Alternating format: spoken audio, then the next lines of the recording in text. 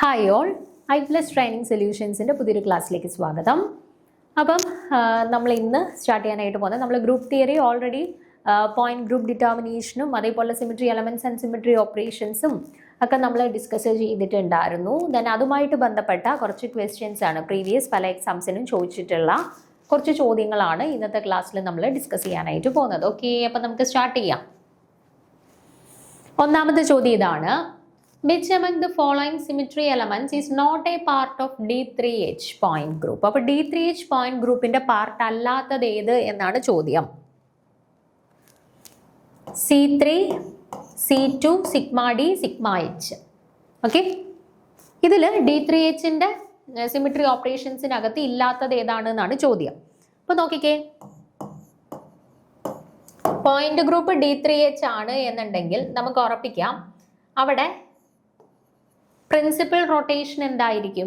C3 ആയിരിക്കും. C3 ആയിരിക്കും. D3 എന്നല്ലേ വന്നിരിക്കുന്നത്. സോ C3 ആയിരിക്കും പ്രിൻസിപ്പൽ റൊട്ടേഷൻ. അപ്പോൾ എന്തായാലും C3 ഉണ്ട്.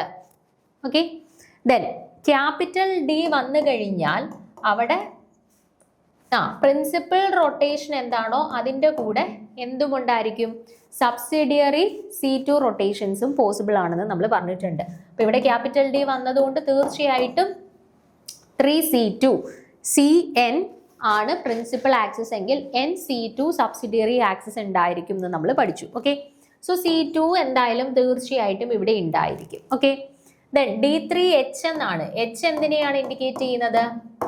സിഗ്മ എച്ചിനെയാണ് H ഇൻഡിക്കേറ്റ് ചെയ്യുന്നത്. ഓക്കെ, സിഗ്മ എച്ചിനെയാണ് H ഇൻഡിക്കേറ്റ് ചെയ്യുന്നത്. ദാറ്റ് മീൻസ് സിഗ്മ H ഉണ്ട്.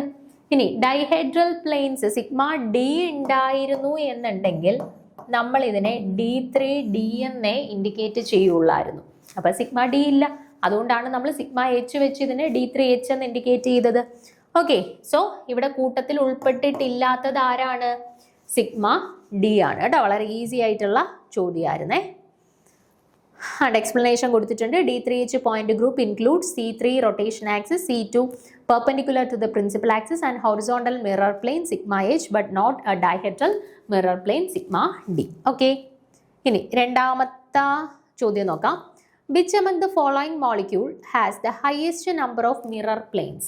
അപ്പോൾ ഇവിടെ തന്നിട്ടുള്ള കൂട്ടത്തിൽ മിറർ പ്ലെയിൻസ് ഏറ്റവും കൂടുതൽ ആർക്കാണുള്ളത് എന്നാണ് ചോദ്യം. NH3 ആണോ, CH4 ആണോ, C6H6 ആണോ, CHCl3 ആണോ? ആർക്കാണ് ഏറ്റവും കൂടുതൽ മിറർ പ്ലെയിൻസ് പറ്റുന്നത് എന്നാണ് ചോദ്യം. അപ്പോൾ ഓരോരുത്തരുടെ കേസിൽ ഞാൻ ഇവിടെ കൊടുത്തിട്ടുണ്ട്. NH3 ആകുമ്പോൾ നമുക്കറിയാം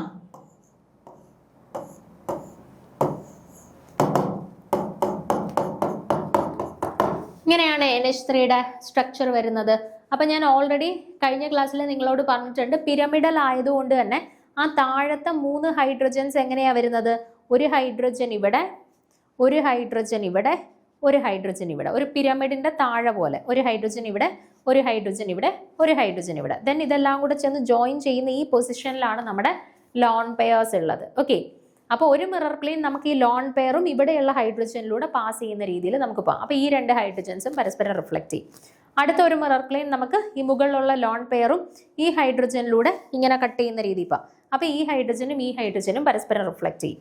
അല്ലാന്നുണ്ടെങ്കിൽ എനിക്ക് ഇവിടെയുള്ള ഹൈഡ്രജനും ഈ ലോൺ പെയറിലൂടെ ഇങ്ങനെ കട്ട് ചെയ്ത് പോകാം. അപ്പോൾ ഇവിടെയുള്ള ഹൈഡ്രജനും ഇവിടെയുള്ള ഹൈഡ്രജനൂടെ പരസ്പരം റിഫ്ലക്റ്റ് ചെയ്യും. അപ്പോൾ മൊത്തത്തിൽ നമുക്ക് എത്ര മിറർ പ്ലെയിൻസ് ഇവരുടെ കേസിൽ കൺസിഡർ ചെയ്യാം? ഇങ്ങനെ ഒരെണ്ണം, ഇങ്ങനെ ഒരെണ്ണം, ഇങ്ങനെ ഒരെണ്ണം. കണ്ടോ, 3 രീതിയിൽ നമുക്ക് കൺസിഡർ ചെയ്യാം. സോ ഇവരുടെ കേസിൽ 3 മിറർ പ്ലെയിൻസ് ആണ് മൊത്തത്തിൽ ഉള്ളത്. ഇനി CH4ന്റെ കേസിലോ? CH4ന്റെ കേസിൽ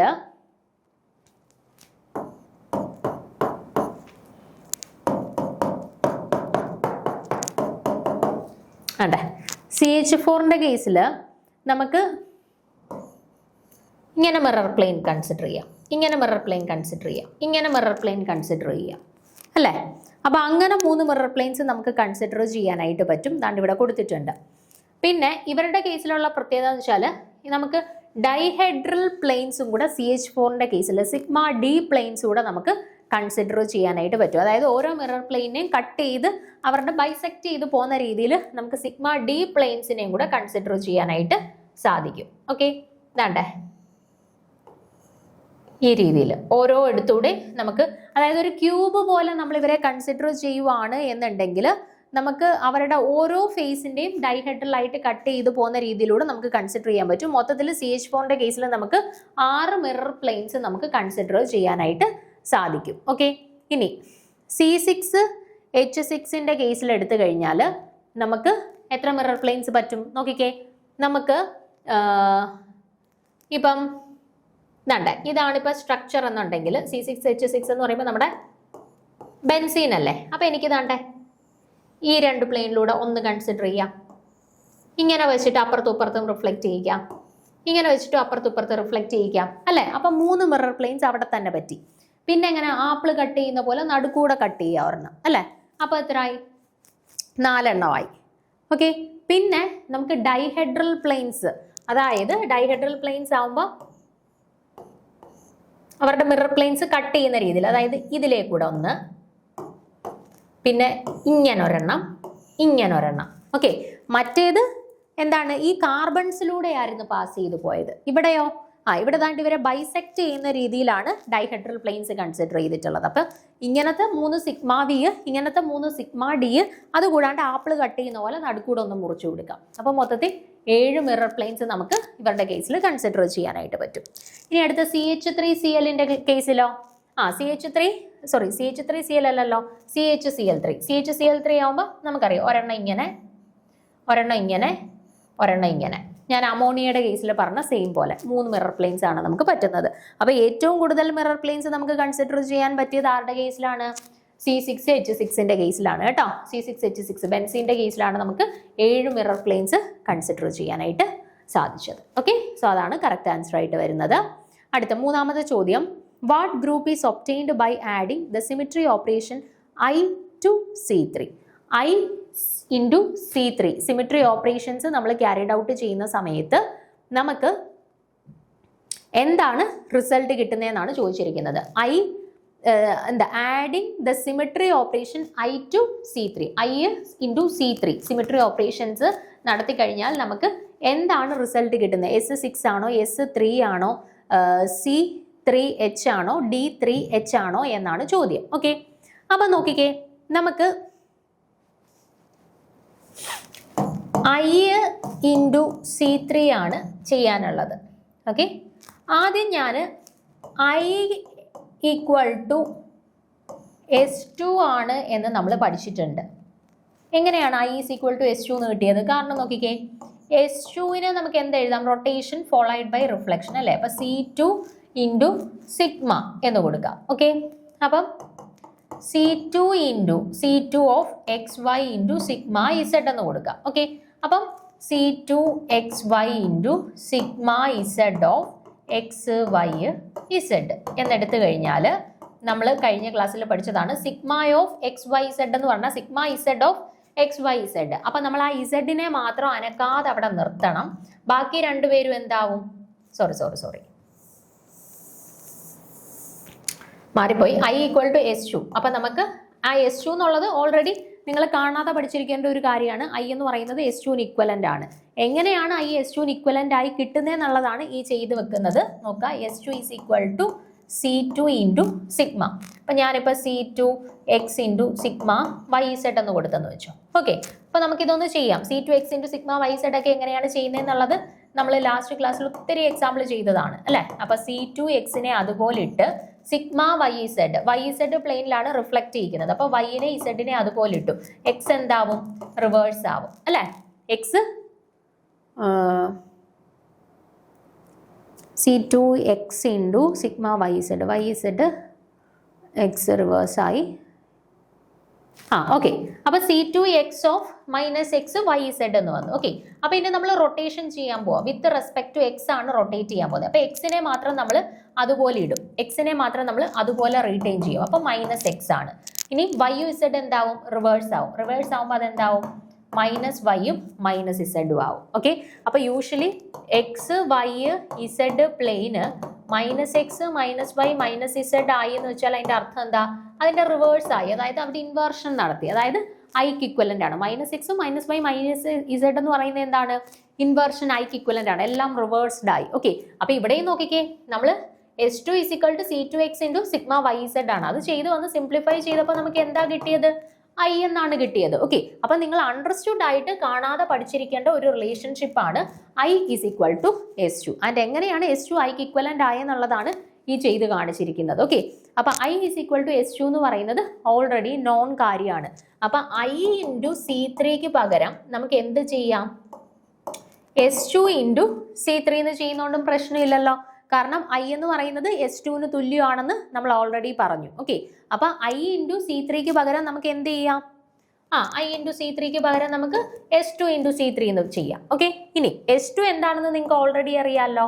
S2നെ നമുക്ക് എങ്ങനെ എഴുതാം? റൊട്ടേഷൻ ഫോളോഡ് ബൈ റിഫ്ലക്ഷൻ എന്നുള്ള രീതിയിൽ C2 ഇൻറ്റു സിഗ്മ എന്ന് എഴുതാം. ഓക്കെ, C2 ഇൻറ്റു സിഗ്മ അല്ലെങ്കിൽ സിഗ്മ ഇൻറ്റു C2 എന്നോ എന്തോ ആയിക്കോട്ടെ. C2 ഇൻറ്റു സിഗ്മ എന്നോ സിഗ്മ ഇൻറ്റു C2 എന്നോ എഴുതാം. ഓക്കെ, ഇനി അപ്പൊ S2 ഇൻറ്റു C3 ആണ്. I ഇൻറ്റു C3 എന്നുള്ളതിനെ S2 ഇൻറ്റു C3 എന്നായി. അപ്പൊ S2 എന്ന് പറയുന്നത് C2 ഇൻറ്റു സിഗ്മയാണ്. So C2 into sigma into C3 എന്ന് വന്നു. Okay, C2 into sigma into C3 എന്ന് വന്നു. Okay, that is sigma into C2 into C3 എന്ന് വന്നു. C2 ഇൻറ്റു C3 എന്താണ്? C2 ഇൻറ്റു C3 എന്ന് പറയുന്നത് എന്താണ്? C6 ആണ്. ഓക്കെ, അപ്പൊ സിഗ്മ ഇൻറ്റു C6 എന്ന് വന്നു. സിഗ്മ ഇൻറ്റു C6 എന്ന് പറഞ്ഞാൽ എന്താ? Rotation followed by reflection. റൊട്ടേഷനും റിഫ്ലക്ഷനും സൈമൾട്ടേനിയസ്ലി ചെയ്ത് കഴിഞ്ഞാൽ അതെന്താണ്? ഇംപ്രോപ്പർ റൊട്ടേഷൻ S ആണ് അല്ലേ? അപ്പൊ അത് എന്തിന്റെ ഇക്വലന്റ് ആണ്? S6ന്റെ ഇക്വലന്റ് ആയി. ഓക്കെ, S6ന്റെ ഇക്വലന്റ് ആയി. സോ ഇവിടെ ആൻസർ ആയിട്ട് വരുന്നത് എന്താണ്? S6 ആണ്. മനസ്സിലായോ? ഒന്നും കൂടെ പറയാം. നമുക്കിവിടെ ചോദിച്ചേക്കുന്നത് I ഇൻറ്റു C3 കാൽക്കുലേറ്റ് ചെയ്യാനായിട്ടാണ് ചോദിച്ചിട്ടുള്ളത്. ഓക്കെ, അപ്പൊ Iക്ക് പകരം നമുക്ക് എന്ത് കൊടുക്കാം? I എന്ന് പറഞ്ഞാൽ S2ന് ഇക്വലന്റ് ആണ്, കാണാതെ പഠിച്ചിരിക്കുക. അപ്പൊ I വരുന്ന സ്ഥാനത്തൊക്കെ നമുക്ക് എന്തിട്ട് കൊടുക്കാം? S2 ഇട്ട് കൊടുക്കാം. ഇനി S2 എന്ന് പറയുന്നത് എന്താണ്? റൊട്ടേഷൻ ഫോളോഡ് ബൈ റിഫ്ലക്ഷൻ ആണെന്നുണ്ടെങ്കിൽ C2 into സിഗ്മയാണ്.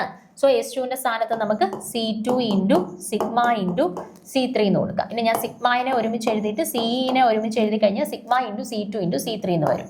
That is sigma into C2 into C3 എന്ത്? C6 എന്ന് വരും. റൊട്ടേഷൻ ഫോളോഡ് ബൈ റിഫ്ലക്ഷൻ എന്താ? Improper rotation. That is S6 എന്ന് കിട്ടി. സോ വളരെ സിമ്പിൾ ആയിട്ട് നമുക്ക് ഓപ്ഷൻ എ S6 ആണ് കറക്റ്റ് ആൻസർ എന്നുള്ളത് കിട്ടി. അപ്പൊ ഇവിടെ കാണാതെ പഠിച്ചിരിക്കേണ്ട ഒരു കാര്യം ഇതേ ഉള്ളൂ. I എവിടെ കണ്ടാലും I ഇൻറ്റു സംതിങ് എന്നൊരു ഓപ്പറേഷൻ കണ്ടു കഴിഞ്ഞാൽ Iയുടെ സ്ഥാനത്ത് എന്ത് സബ്സ്റ്റിറ്റ്യൂട്ട് ചെയ്ത് കൊടുക്കുക? S2 എന്ന് സബ്സ്റ്റിറ്റ്യൂട്ട് ചെയ്യുക. അത് എങ്ങനെയാണ് S2 എന്നുള്ളത് മനസ്സിലായല്ലോ.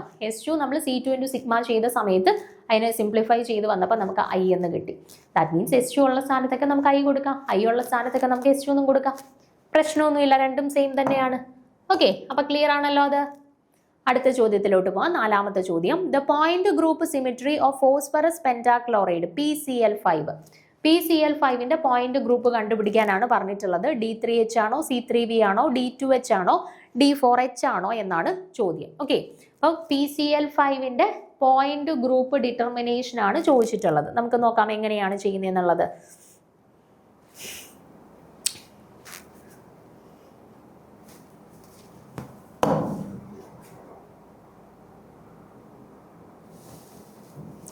നോക്കുക, ഇവരുടെ കേസിൽ ദാണ്ട ഇവരുടെ സ്ട്രക്ചർ ഇവിടെ കൊടുത്തിട്ടുണ്ട്. എന്നിട്ട് നമുക്കിവിടെ ഓരോ പ്ലെയിൻസും ഏത് രീതിയിലാണ് കൺസിഡർ ചെയ്യാൻ സാധിക്കുന്നത് എന്നുള്ളത് നോക്കാം. ഓക്കെ, അപ്പം ദാണ്ട നമ്മുടെ PCl5ന്റെ സ്ട്രക്ചർ വരുന്നത് ഈ രീതിയിലാണ്. നിങ്ങൾക്കറിയാം PCl5 എന്ന് പറയുമ്പോൾ അവരുടെ ജിയോമെട്രി വരുന്നത് എങ്ങനെയാണ്? PCl5 എന്ന് പറയുമ്പോൾ നൈട്രജന്റെ ഫാമിലിയാണ്. So 5 + 5 divided by 2 that is 10/2 5 വരുമ്പോൾ എന്താ? നമ്മുടെ ട്രൈഗണൽ ബൈ പിരമിഡൽ ജോമെട്രി ആണ് വരുന്നത്. ദാറ്റ് മീൻസ് ഫോസ്ഫറസ് നടുക്ക് വന്നിട്ട് ഇങ്ങനെ. ഓക്കെ, ഈ രീതിയിലാണ് നമുക്ക് സ്ട്രക്ചർ വരുന്നത്. ഓക്കെ, അപ്പോൾ അതാണ് ദാണ്ട് ഇവിടെ 3 ഡയമെൻഷനിൽ കൊടുത്തിട്ടുള്ളത്. ഇനി നമുക്ക് ഇവിടുത്തെ മേജർ പ്രിൻസിപ്പൽ ആക്സിസ് എന്ന് പറയുന്നത് എന്താണ്? ഇവിടുത്തെ പ്രിൻസിപ്പൽ ആക്സിസ് ഇവിടെ നിങ്ങൾ ദാണ്ട് ഈ 3 പേരെ മാത്രം ഒന്ന് നോക്കുക. ഈ 3 പേരെ, ഇത് ഫോസ്ഫറസ്, ഈ 3 ക്ലോറിൻ, പിന്നെ ഇങ്ങോട്ട് നിൽക്കുന്നത് പെർപെൻഡിക്കുലർ ആയിട്ട് നിൽക്കുന്ന ക്ലോറിൻ ആണ്. ഓക്കെ, അപ്പൊ ഞാൻ ദാണ്ട് ഇത് വഴി ഒരു കമ്പ് കുത്തി ഇറക്കി ഈ ബോർഡിലോട്ട്. ദാണ്ട് ഇത് വഴി ഞാൻ ഒരു കമ്പ് ഇങ്ങനെ കുത്തി ഇറക്കിയിട്ട് ഈ കമ്പ് ഞാനൊരു 120 ഡിഗ്രിയിൽ റൊട്ടേറ്റ് ചെയ്ത് 120 ഡിഗ്രിയിൽ റൊട്ടേറ്റ് ചെയ്യുമ്പോൾ ഇവരവിടെ തന്നെ നിൽക്കും. കാരണം ഈ പ്ലെയിനിലാണ് നമ്മൾ പോയേക്കുന്നത്, ഇവരെയാണ് റൊട്ടേറ്റ് ചെയ്യുന്നത്. ഇവർ അതേപോലെ ഒരു മാറ്റവും ഇല്ലാതെ ഇങ്ങനെ നിൽക്കും. ബാക്കി എന്ത് സംഭവിക്കും? 120 ഡിഗ്രി റൊട്ടേറ്റ് ചെയ്യുമ്പോൾ ഇയാൾ ഇങ്ങോട്ട് പോയി, ഇയാൾ ഇങ്ങോട്ട് പോയി, ഇയാൾ ഇങ്ങോട്ട് വന്നു. വീണ്ടും 120 ഡിഗ്രി റൊട്ടേറ്റ് ചെയ്യുമ്പോൾ ഇയാൾ ഇങ്ങോട്ട് പോയി, ഇയാൾ ഇങ്ങോട്ട് പോയി, ഇയാൾ ഇങ്ങോട്ട് പോയി. ഓക്കെ, അപ്പോൾ ഇവിടുത്തെ പ്രിൻസിപ്പിൾ റൊട്ടേഷൻ എന്ന് പറയുന്ന ഏതാണ്? C3 ആണ് ഇവിടുത്തെ principal rotation. Okay, trigonal bipyramidal geometry വരുന്ന സമയത്ത് നമുക്ക് ദാണ്ടെ ഇങ്ങനെ ഒരു പ്ലെയിൻ കൺസിഡർ ചെയ്യാം. ഇവരിവിടെ പെർപെൻഡിക്കുലർ ആയിട്ട് അനങ്ങാതെ നിന്നോളും. ഇതിൽ നമ്മൾ ഇങ്ങനെ പിടിച്ച് കറക്കുന്ന സമയത്ത് ഈ 3 മോളിക്യൂൾസ് ആണ് പരസ്പരം റൊട്ടേറ്റ് ചെയ്യുന്നത്. ഓക്കെ, അതായത് C3 റൊട്ടേഷൻ ആണ് നടക്കുന്നത്. പ്രിൻസിപ്പൽ റൊട്ടേഷൻ എന്ന് പറയുന്നത് C3 ആണ്. ഇനി ഇവരുടെ കേസിൽ C2 റൊട്ടേഷൻ പോസിബിൾ ആണോ? C2 റൊട്ടേഷൻ പോസിബിൾ ആണോ? നിങ്ങളൊന്ന് നോക്കിക്കേ. ഞാൻ ഇതുവഴി ഒരു കമ്പ് കുത്തി ഇറക്കുന്നു, എന്നിട്ട് ഇവരെ 180 ഡിഗ്രിയിൽ റൊട്ടേറ്റ് ചെയ്യുന്നു. എന്തോ സംഭവിക്കും? ഇവർ കറങ്ങി ഇങ്ങോട്ട് വരും, ഇയാൾ കറങ്ങി ഇങ്ങോട്ട് വരും, അല്ലേ? ഇതിനെ റൊട്ടേറ്റ് ചെയ്യുന്നു. ഇത് അതുപോലെ തന്നെ നിൽക്കും, ഇവർക്ക് മാറ്റമൊന്നുമില്ല, ഇവർ അതുപോലെ തന്നെ നിൽക്കും. ഇതേ പിടിച്ച് ഞാൻ BF3യുടെ കേസില്ലേ, നമ്മൾ BF3യെ നിങ്ങൾ നോക്കിയാൽ മതി. ഇതൊരു BF3ക്ക് സിമിലർ അല്ലേ? ഇവിടെ ഒരു B, ഇവിടെ ഒരു F, ഇവിടെ ഒരു F, ഇവിടെ ഒരു F. BF3യുടെ പോലെ ഇതൊരു കമ്പ് ഇടയ്ക്ക് ഇവിടെ കുത്തി വെച്ചിരിക്കുന്നത്. അയാൾക്ക് പ്രത്യേകിച്ച് റോളൊന്നുമില്ല, അയാൾ അവിടെ അനങ്ങാതെ നിന്നോളും. ഈ BF3 പോലെ കൺസിഡർ ചെയ്താൽ നോക്കിക്കാൻ, നമ്മൾ BF3യിൽ എന്താ ചെയ്തത്? ഇതുപോലെ ബോറോണിലൂടെ ഒരു കമ്പ് കുത്തി ഇറക്കിയിട്ട് റൊട്ടേറ്റ് ചെയ്തു. സെയിം പോലെ ബോറോണിലൂടെ കമ്പ് കുത്തി റൊട്ടേറ്റ് ചെയ്തു. C3 ആണ് പ്രിൻസിപ്പൽ ആക്സിസ്. അതിനുശേഷം നമ്മൾ എന്ത് ചെയ്തു? ഇങ്ങനെ ഒരു കമ്പ് കുത്തി ഇറക്കി എനിക്ക് ഇവരെ തമ്മിൽ റൊട്ടേറ്റ് ചെയ്യിക്കാം. ഇങ്ങനെ ഒരു കമ്പ് കുത്തി ഇറക്കി എനിക്ക് ഇവരെ തമ്മിൽ റൊട്ടേറ്റ് ചെയ്യിക്കാം. ഇങ്ങനെ ഒരു കമ്പ് കുത്തി ഇറക്കി എനിക്ക് ഇവരെ തമ്മിൽ റൊട്ടേറ്റ് ചെയ്യിക്കാം. അപ്പം C2 റൊട്ടേഷനും ഉണ്ട്. എത്ര C2 ഉണ്ട്? 3 C2 ഉണ്ട്. അപ്പൊ ഇവർക്ക് C3 ആണ് പ്രിൻസിപ്പൽ ആക്സിസ്, അത് കൂടാണ്ട് 3 C2 സബ്സിഡിയറി ആക്സിസ് ഉണ്ട്. അപ്പം പ്രിൻസിപ്പൽ ആക്സിസും സബ്സിഡിയറി ആക്സിസും ഉണ്ട് എന്നുണ്ടെങ്കിൽ അവരെ റെപ്രസെന്റ് ചെയ്യുന്നത് D3 എന്നാണ്. C3ക്ക് പകരം D3, സബ്സിഡിയറിയും കൂടെ വന്നതുകൊണ്ട് D3 എന്ന് റെപ്രസെന്റ് ചെയ്യും. ഇനി ഇവിടെ H ആണോ സിഗ്മ H ആണോ സിഗ്മ V ആണോ സിഗ്മ D ആണോ എന്ന് നോക്കാം. നോക്കിക്കേ, ഞാൻ ആ PCl3യുടെ നടുക്കത്തെ നമ്മുടെ BF3 പോലെയുള്ള പാർട്ടിനെ മാത്രം കൺസിഡർ ചെയ്യുന്നു. പാർട്ടിനെ മാത്രം കൺസിഡർ ചെയ്ത് കഴിഞ്ഞാൽ എനിക്ക് ഇവിടെ ആപ്പിള് കട്ട് ചെയ്യുന്ന പോലെ മുറിച്ചു കഴിഞ്ഞാൽ 2 പാർട്ടായിട്ട് കിട്ടും. അതേപോലെ ഞാൻ ആ സിഗ്മ C2 കൺസിഡർ ചെയ്ത പോലെ ഇങ്ങനെ വെച്ചാൽ എനിക്ക് ഇത് 2 റിഫ്ലക്ട് ചെയ്യിക്കാൻ പറ്റും, ഇങ്ങനെ വെച്ചാൽ ഇതിനെ 2 റിഫ്ലക്ട് ചെയ്യിക്കാൻ പറ്റും, ഇങ്ങനെ വെച്ചാൽ ഇവരെ 2 റിഫ്ലക്ട് ചെയ്യിക്കാൻ പറ്റും, അല്ലേ? അപ്പൊ 3 സിഗ്മ വിയും ഉണ്ട്, പെർപെൻഡിക്കുലർ ആയിട്ട് ഒരു സിഗ്മ എച്ചും ഉണ്ട്, അല്ലെ? നമ്മൾ BF3 പോലെ നിങ്ങൾ ഇതിനെ ഒന്ന് കൺസിഡർ ചെയ്ത് നോക്ക്. BF3 ആവുമ്പോൾ നോക്കിക്കേ, ഇതാണ് പ്രിൻസിപ്പൽ ആക്സിസ്.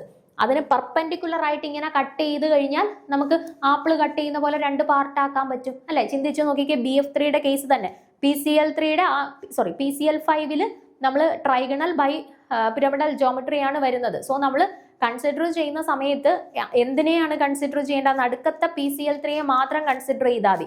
അത് BF3ക്ക് സിമിലർ ആണ്. അപ്പൊ BF3യുടെ സിമിലർ ആയിട്ടുള്ള എല്ലാ കാര്യങ്ങളും നമുക്ക് ഇവരുടെ കേസിലും പറയാനായിട്ട് പറ്റും. അപ്പൊ സിഗ്മ എച്ച് ഉണ്ട് എന്നുണ്ടെങ്കിൽ ഓൾറെഡി D3 ആണെന്ന് നമ്മൾ കണ്ടുപിടിച്ചു. ഇപ്പൊ സിഗ്മ എച്ച് ഉണ്ടെന്നും കിട്ടി.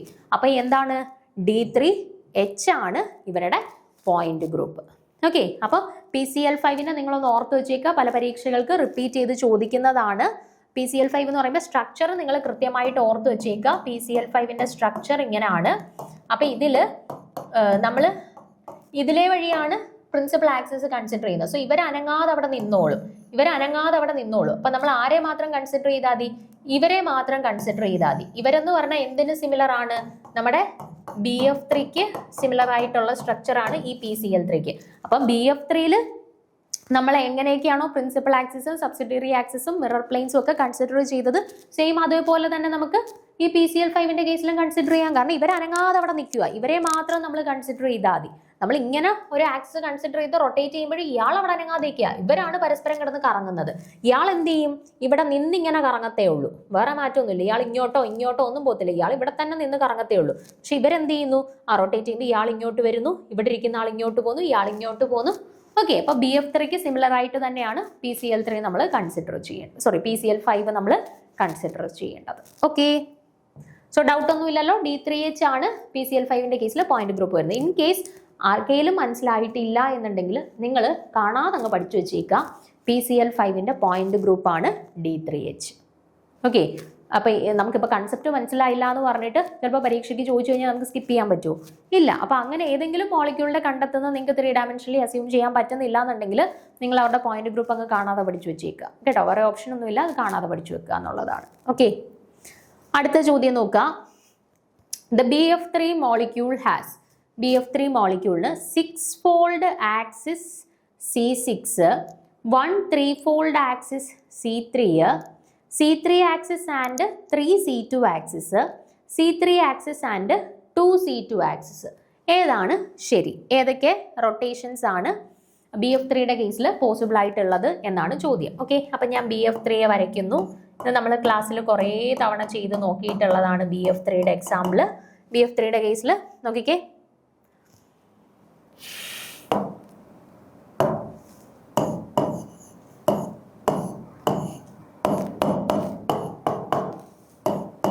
ഓക്കെ, BF3യുടെ കേസിൽ നമ്മുടെ പ്രിൻസിപ്പൽ ആക്സിസ് നമ്മൾ ഏത് വഴിയാണ് കൺസിഡർ ചെയ്യുന്നത്? ഇതുവഴിയാണ്. നമ്മൾ ഇങ്ങനെയാണ് കുത്തി ഇറക്കിയത്. എന്നിട്ട് ഇയാളിങ്ങോട്ട് വന്നു, ഇയാളിങ്ങോട്ട് വന്നു, ഇയാളിങ്ങോട്ട് വന്നു, അല്ലെ? ഇതാണ് നമ്മുടെ പ്രിൻസിപ്പൽ ആക്സിസ്. ഈ ഒരു ഡയറക്ഷനിലാണ് പ്രിൻസിപ്പൽ ആക്സിസ് പോകുന്നത്. എന്നിട്ട് C3 റൊട്ടേഷൻ ആണ്. 120 ഡിഗ്രി റൊട്ടേറ്റ് ചെയ്യുമ്പോൾ ഇയാൾ ഇവിടെ വരും, ഇയാൾ ഇവിടെ വരും, ഇയാൾ ഇവിടെ വരും, അല്ലെ? 120 റൊട്ടേഷൻ ആണ്. That means 360 divided by 120 which is equal to 3. C3 rotation ആണ് പ്രിൻസിപ്പൽ ആക്സിസ്. ഓക്കെ, അപ്പം C3 ആക്സിസ് ആണ് ഇവിടുത്തെ പ്രിൻസിപ്പൽ ആക്സിസ്. ഓക്കെ, അതിനുശേഷം എനിക്ക് വേറെ ഏതൊക്കെ രീതിയിൽ ഇവിടെ സബ്സിഡിയറി ആക്സിസ് കൺസിഡർ ചെയ്യാൻ പറ്റും? നോക്കിക്കേ, ഞാൻ ഇങ്ങനെ ഒരു കമ്പ് കുത്തി ഇറക്കി, എന്നിട്ട് ഇവരെ റൊട്ടേറ്റ് ചെയ്യുന്നു. എന്ത് സംഭവിക്കും? ഇയാൾ റൊട്ടേറ്റ് ചെയ്ത് ഇങ്ങോട്ട് വരും, ഇയാൾ റൊട്ടേറ്റ് ചെയ്ത് ഇങ്ങോട്ട് വരും. അതായത് C2 റൊട്ടേഷൻ ആണ്, അല്ലെ? 180 ഡിഗ്രിയാണ് റൊട്ടേറ്റ് ചെയ്യുന്നത്. അപ്പൊ ഇത് ഒരു C2 റൊട്ടേഷൻ ആണ്. ഇതേപോലെ എനിക്ക് അടുത്ത C2 എങ്ങനെ കൺസിഡർ ചെയ്യാൻ പറ്റും? ഞാൻ ഇങ്ങനെ കൺസിഡർ ചെയ്യുവാണെന്നുണ്ടെങ്കിൽ, ഇങ്ങനെ കൺസിഡർ ചെയ്ത് ഇതിനെ ഇങ്ങനെ റൊട്ടേറ്റ് ചെയ്യുവാണെങ്കിൽ എന്ത് ചെയ്യും? ഇയാൾ കറങ്ങി ഇവിടെ വരും, ഇയാൾ കറങ്ങി ഇവിടെ വരും, അല്ലെ? അപ്പൊ ഇത് രണ്ടാമത്തെ C2 ആണ്, അല്ലെ? ഇനി എനിക്ക് C2 കൺസിഡർ ചെയ്യാനായിട്ട് പറ്റുമോ? ഏത് പറ്റും? ഏത് പറ്റും? ഇനി താണ്ടെ ഇവിടുന്ന് ഞാൻ താണ്ടെ ഇങ്ങനെ ഒരു റൊട്ടേഷൻ നടത്തി കഴിഞ്ഞാലോ, ഇയാൾ കറങ്ങി ഇവിടെ വരും, ഇയാൾ കറങ്ങി ഇങ്ങോട്ട് വരും, അല്ലെ? അപ്പൊ ഇത് മൂന്നാമത്തെ C2 ആണ്. അല്ലെങ്കിൽ തന്നെ നമുക്കറിയാം C2 സബ്സിഡിയറി ആക്സിസ് ഉണ്ട് എന്നുണ്ടെങ്കിൽ NC2 ഉണ്ടായിരിക്കും. ഇവിടെ C3 ആയതുകൊണ്ട് N എന്ന് പറഞ്ഞാൽ 3 ആണ്. അപ്പൊ 3C2 സബ്സിഡിയറി ആക്സിസ് BF3യുടെ കേസിൽ പോസിബിൾ ആണ്. ഓക്കെ, സോ BF3യുടെ കേസിൽ കറക്റ്റ് ആയിട്ടുള്ള ആൻസർ എന്താണ്? C3 ആക്സിസും ഉണ്ട്, 3C2 ആക്സിസും ഉണ്ട്. അപ്പൊ ഏതാണ് ശരിയായിട്ടുള്ള ആൻസർ? ഓപ്ഷൻ സി ആണ് കേട്ടോ. C3 ആക്സിസും ഉണ്ട്, 3C2 ആക്സിസും അവർക്കുണ്ട്. ഓക്കെ, സോ ഓപ്ഷൻ സി ആണ് ശരിയായിട്ടുള്ള ആൻസർ. അടുത്ത ചോദ്യം നോക്കാം. The order of C3V point group using character table. Character table ഒന്നും നോക്കണ്ട, നമുക്ക് ഓർഡർ കണ്ടുപിടിക്കാനായിട്ട് കുറച്ച് ട്രിക്സ് നമ്മൾ പഠിച്ചിട്ടുണ്ടായിരുന്നു. ക്ലാസ് എടുത്ത സമയത്ത് നമുക്ക് പോയിന്റ് ഗ്രൂപ്പ് തന്നു കഴിഞ്ഞാൽ അവരുടെ ഓർഡർ എന്താണ് എന്നുള്ളത് ഈസി ആയിട്ട് കണ്ടുപിടിക്കാൻ പഠിച്ചു. അപ്പം ഇങ്ങനെ നോക്കണം എന്നൊന്നുമില്ല. ക്യാരക്ടർ ടേബിൾ ഇൻ കേസ് തരത്തില്ല, നമുക്ക് ചിലപ്പോൾ ചോദിക്കും find out the order of A C3V point group, അങ്ങനെയും ചോദിക്കാം ക്യാരക്ടർ ടേബിൾ തരാതെ. അപ്പം നമ്മൾ എങ്ങനെയാണ് കണ്ടുപിടിക്കുക? ഞാൻ ഓൾറെഡി പറഞ്ഞിട്ടുണ്ടായിരുന്നു ക്ലാസ് എടുത്ത സമയത്ത്.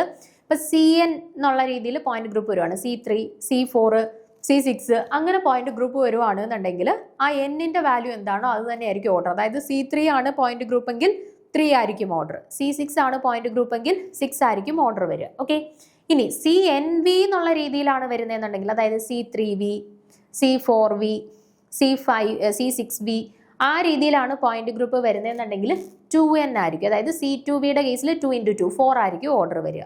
C3V ആവുമ്പോൾ 3 × 2 6 ആയിരിക്കും ഓർഡർ വരിക. മനസ്സിലായോ? 2 × N ആയിരിക്കും CNVയുടെ കറസ്പോണ്ടിങ് ആയിട്ടുള്ള ഓർഡർ വരിക.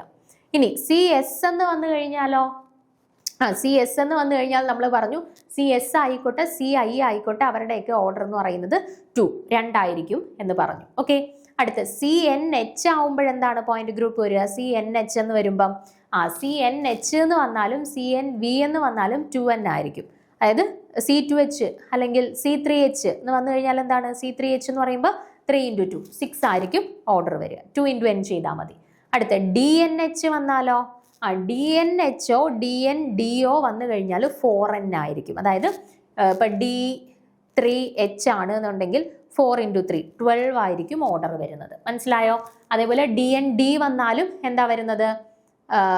4N ആയിരിക്കും. അതായത് D4D ആണ് പോയിന്റ് ഗ്രൂപ്പ് എങ്കിൽ 4 into 4 16 ആയിരിക്കും ഓർഡർ വരിക. ഓക്കെ, ഇനി DN ആണെങ്കിലോ DND ഒന്നുമില്ല, DNH ഇല്ല, DN വെറും DN ആണെങ്കിൽ 2N ആയിരിക്കും ഓർഡർ വരിക. അതായത് D4 ആണെങ്കിൽ 4 into 2 8 ആയിരിക്കും വരുന്നത്. ഓക്കെ, അപ്പൊ DN ആണെന്നുണ്ടെങ്കിൽ 2N ആയിരിക്കും ഓർഡർ വരിക.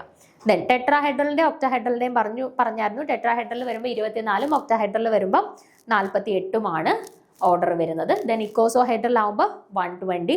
SN ആവുമ്പോൾ N ഓഡ് ആണോ ഈവൻ ആണോ എന്ന് ചെക്ക് ചെയ്യണം എന്ന് പറഞ്ഞു. N ഓഡ് ആണെങ്കിൽ 2N, N ഈവൻ ആണ് എന്നുണ്ടെങ്കിൽ N തന്നെയായിരിക്കും അവരുടെ ഓർഡർ എന്നും പറഞ്ഞു. ഓക്കെ, ഇനി അത് വെച്ചിട്ട് നമുക്കിവിടെ C3Vയുടെ അല്ലേ ചോദിച്ചത്. C3V ആവുമ്പോൾ CNV ആണ്. CNV ആവുമ്പോൾ 2N ആണ്.